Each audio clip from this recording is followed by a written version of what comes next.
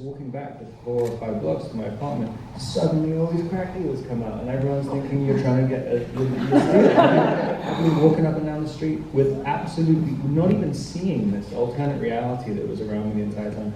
And I think a lot of the time when we're shooting the movie, every single time at this location, that if you went as a normal person, you would have seen it as one thing. If you went within the context of the movie, it felt very, very, very different. Yeah. And I mean, and the kind of interesting flip side to it is the unexpected kindness that your character keeps encountering, which, I don't know, somehow for me is also woven into like city experience, that a lot of it's really awful and loud and cruel, but then there's just like a understanding with people that something good would happen. The one thing I'll always say is, everybody says, oh, New York is such a mean place, but if your car gets stuck in the snow, you'll see how many people will come in and help you push it out. 0. I'm the first guy there, and then there's like 3 people behind me pushing it out. So it's just like, but then you just go on with your day. You know, there is something to that. But in addition to just, we also don't treat the city with like white gloves on. You know, we're treating it as if we've lived here and grew up here, and it's like, I remember walking up 5th Avenue on 25th Street, and I saw this whole group of people crowded around. What's everybody doing? I was very angry, pushing through everybody. And then I turned around, and there's the Empire State Building. They're all stopping to take a picture of the Empire State Building. But like, it wasn't even in my head. You know? Oh yeah, that. Yeah, exactly. Well, I want to give the audience to ask a few questions. So if you have any questions, if you're in front. Hi, I wanted to ask you guys. Are we waiting? Sorry, we're waiting for the mic. Yeah, if you could. I'm pretty loud. I wanted to ask you guys, you know, you guys started off, it felt like there was such a relationship with those 2 brothers. I wanted to know exactly what the hell was what the hell was the backstory? That's the thing that grabbed me from throughout the entire movie. All I wanted to know is, what the hell was going on there? Is it up nice and men? What's that thing that, you know, you guys managed to portray it really on point? That grabbed me, so that made me a fan. Thank you. Yeah, we kind of despise exposition, and I'm never really that interested in it when it's being told to you, when it's being spoon-fed to you. And I think what you're feeling is when you see the tip of the iceberg and you know that there's a massive one underneath the water, and that goes into all the work that we all did in the writing and their performance. It gave me the opportunity to really fill it in, you know, for Exactly. myself, which is. Benny likes to talk about Yeah, how, you know, it's like if you see somebody on the street and you start, you're like, oh my God, that guy or girl looks interesting. You start following them from that point on. You have to fill in the blanks. And that process of filling in the blanks is so exciting, because if they lie, you see how they lie. If they tell the truth, you see how they tell the truth. And that, on top of everything else, makes the narrative more interesting, because you're learning about somebody, and you have like you'll grasp for the littlest kind of glimmer that you get from them. Yeah. I do believe that a viewer likes to take ownership of a movie, and they like to be engaged with it in that way. And I think that allows, you know, by not being so overt about things, it allows for that. But we did do a lot of stuff together, like weird little. We went to that garage for like 8 hours, but I just kind of tagged along as Nick, and he was there talking to the guys who worked at this auto shop. And I felt as Nick that the circle was including me at first. In the conversation, people would look at me and talk to me. But then as they realized my limitations, the circle just kind of closed and just pushed me off to the side. But I was still there, and then Rob as just being Connie, had to know what it was like to have a brother who is developmentally disabled, and that's just what's going to happen when you take him somewhere. You can't just take him somewhere. So there were a lot of things that we did that just kind of sat in our heads. One of those things was the emails, you know, that were, I kind of got angered by certain things he said to me, or there was one email where I remember I got really upset with you about even trying to talk to me again. It was pretty insane. Yeah, I mean, and also, I mean, following up on Josh's comment about a sort of aversion to overt, you know, exposition. You know, it's that feeling, it's a tricky thing, you know, because then when you're doing so much background work and you're really attempting to inject as much nuance as possible into a piece of work, you know, you're accumulating so much data that you can put into the film. You can put it into the script, you can put it into the performance, you can put it into the edit, you know, but at the same time, you know, there's a kind of we're all sort of share the same kind of value system, where we don't want anything to be in the movie in a kind of garish way. It feels like it's only there for the benefit of orienting the audience. And we're constantly looking to sort of pull that stuff back. So then it becomes interesting, because for us it's hard to say. We know through some kind of form of osmosis this background information is there and it's being communicated, but it's hard to pinpoint exactly when. I mean, in the case of, you say, of Mice and Men or the brother relationship, you know, I think there are things in the movie that that would make a viewer doubt how close they really are and how well he really knows his brother, you know? But their exchanges, I mean, really we're limited to just these exchanges in the beginning. So what's there, you know? What is it that's communicating that? Because it is there, it's sort of hovering around, you know, in a meaningful way, you know, in terms of how you read the movie. You know, how well does he know this guy? How deep is his concern for him? You know, he's kind of a monomaniac, you know, is this just something, he's a very self-centered human, so, you know, how deep does it run, and, you know, his sort of empathy and sympathy for this other person? What's he getting out of this, you know? Yeah, there are a number of relationships like that where you're kind of trying to think it through and figure out where it ultimately will head. I mean, you should also mention Jennifer Jason Leigh's character, which is a great, you know, Florence Cloppen, and that relationship is also just, and then her with her mother. But you know, I'm sorry. Played by Rose Gregorian. You know, what's interesting, again, as far as just this aversion to narrative exposition, if you really think, like, to get an inside window into that Jennifer Jason Leigh, that entire section, you know, is that, you know, from a writing point of view, Josh and like, no scene can exist if its only purpose is to, and primary purpose, is to move the narrative forward. You know, that's sort of a rule. It just grosses us out, you know? If there's no way, because there's no way to inject nuance into that. And, you know, we tried. I mean, the whole purpose of the bail scene, right, if you really think about it from a structural writing point of view, is that we need some way to communicate that the brother is in the hospital.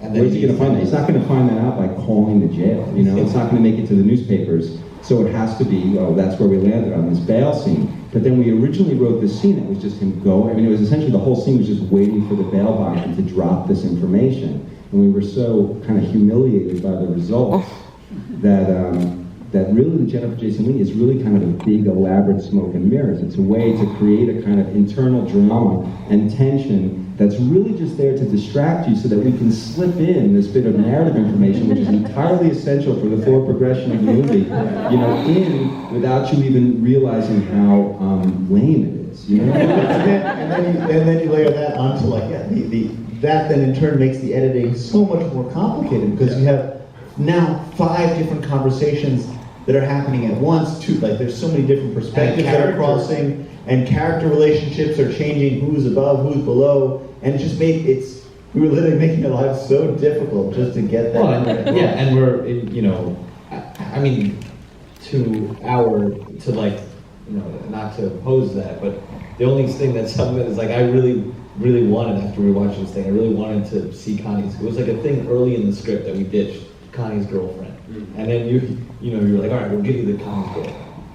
And but I wasn't interested. It was so.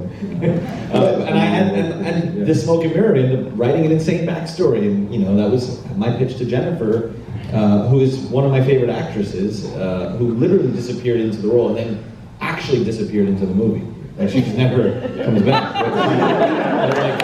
She's incredible. She really like understood this idea of someone who really hangs on Connie as kind of a catalyst for, you know, her own life of despondence and living with her mother.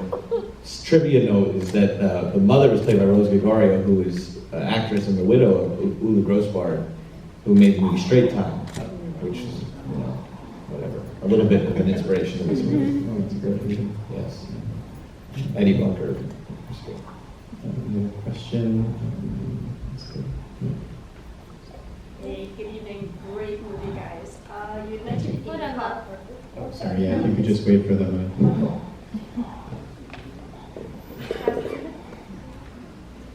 Thanks. Thank you. You had mentioned Iggy Pop earlier, and the end sequence where his impact was featured really added to the poignancy of it. How did that collaboration come about? So Daniel, One On Tricks Boy Never, the composer, we had spent about 9 weeks doing the score religiously, like Thanksgiving, New Year's, Christmas, and we had, a handful of music. We always thought that the ending would have a piece of music that was licensed. It was our pre-existing piece, and we tried a lot of different ones, and they never really worked. And we realized that we have such a bespoke score, and such a powerful one, that we had to continue that kind of tradition with the film. And so Dan wrote a piece, a piano-based piece, and put a vocal track over it. And he said, we all agreed there should be vocals on it, but it's tough because there's dialogue in the scene. And he was like, I was like, well, who could do the vocals for a song like this? And he was like, I don't know. How about Iggy Pop? And I was like, how about Frank Sinatra? Honestly, it just doesn't. It seemed ridiculous of an idea. And he's like, no, seriously, I think he might like the movie. I can get to him this, that. So we showed him the movie. He really liked the movie, and he said, yeah, I'd like to sing on this track. And he wrote the lyrics. We didn't know any of them going into the recording session. I didn't know anything, never actually spoke to him until we were in the session. And then he just said, hey, I have some stuff I want to sing, and I have some spoken word bits that I want to say. And it was like a sound of God, voice of God. It was incredible, and he is the king of termite art. And he's such a poet, and he really, really blessed this movie with a beautiful interpretation of it. Like, he genuinely saw the movie from Connie's point of view and Nick's point of view. And he gave us the pure and the damned. Like, he really gave that to us. And I think if there's any justice, that guy deserves an Oscar for that song. I really believe that. I think it's incredible. And what was so hard about finding the right music there is that when you hear music at the end of a movie, you immediately think, okay, the movie's over. When the credits roll, you think the movie's over. You get up and leave. But there was a lot of stuff that we still wanted the audience to experience that was important. So we kept trying to think, what could it be? What could actually get there? And I think everything we tried always had a signifier, like, okay, this is the end, and it just didn't work.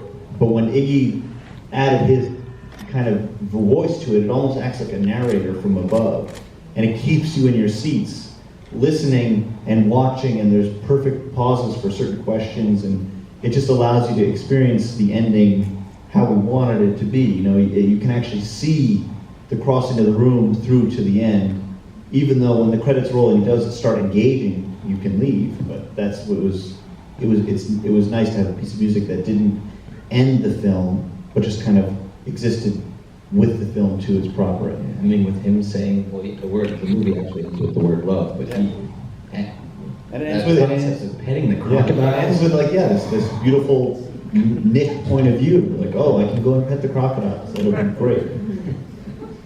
I think we're just about running out of time, but I do want to get one more question just from the back, since the unfolding room in the back. So someone way to that.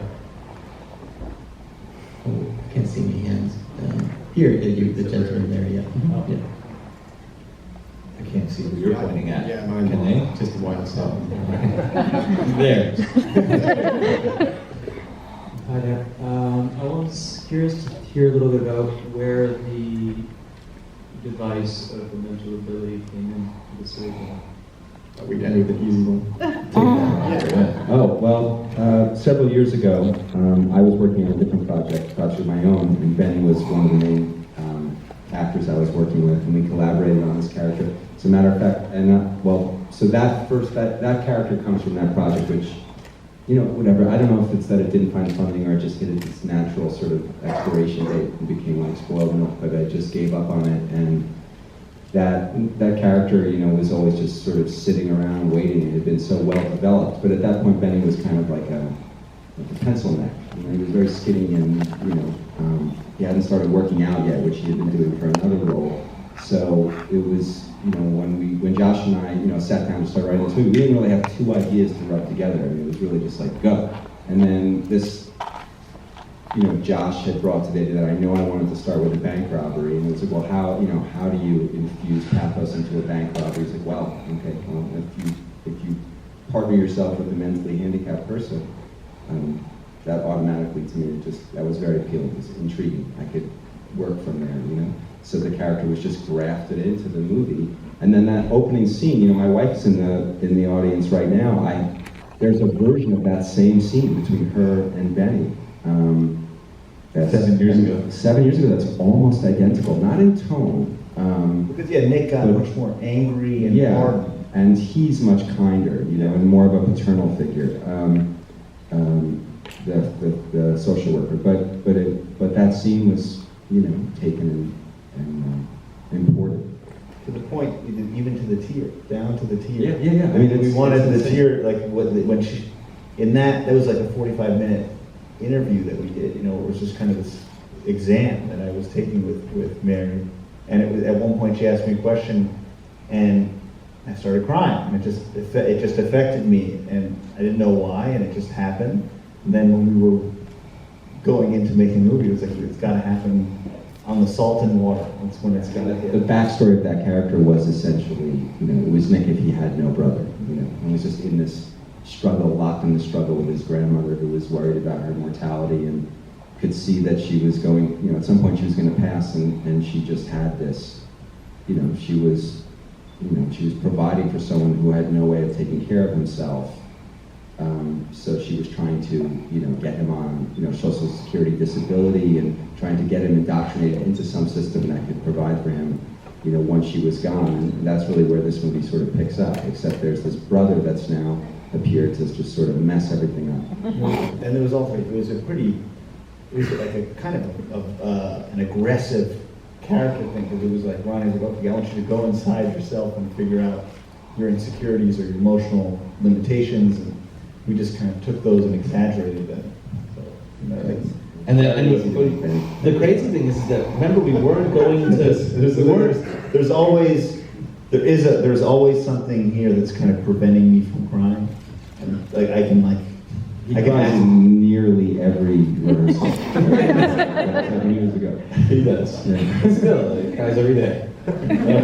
No, but we remember originally we were talking about casting.